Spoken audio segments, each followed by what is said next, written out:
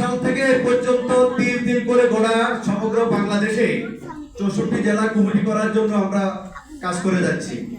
আজকে মহান স্বাধীনতা দিবস উপলক্ষে আমরা সকলে শহীদ রাষ্ট্রপতি জিয়াউর রহমানকে শ্রদ্ধা নিবেদন করার জন্য, সকল শহীদদের প্রতি শ্রদ্ধা জানানোর জন্য আমরা 1 মিনিট দাঁড়িয়ে নিরাপত্তা পালন করি। এই সাংগঠনিক কাঠামো জোরদার করার জন্য আপনারা একটু ধৈর্য ধরুন। আমরা সবাই ঐক্যবদ্ধ হতে চাই।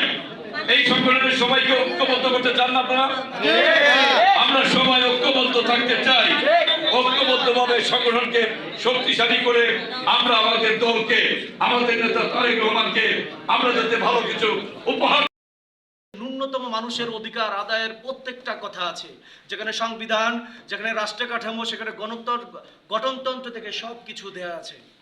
হ্যাঁ, আমি বলবো আমাদের সাংবাদিক ভাইরা, আপনারা আজকে যে মিডিয়া কভারেজ, আমরা যে দায়িত্বে এসেছি, সাধারণ সম্পাদক সহ আমাদের সাংগঠনিক যারা আছেন, ধর্ম বিষয়ক সম্পাদক সহ যারা আছেন, আমরা সবাই মিলে একতাবদ্ধ হয়ে আগামী রাষ্ট্রনায়ক জনাব তারেক রহমানের 31 দফা বাস্তবায়ন, দেশের কাঠামো, গণতন্ত্র, সমস্ত গণতান্ত্রিক পরিবেশ ফিরিয়ে আনার জন্য রাজপথে ইনশাআল্লাহ কাজ করব। 26শে মার্চ মহান স্বাধীনতা দিবস। স্বাধীনতার 55 বছর পার হয়েছে।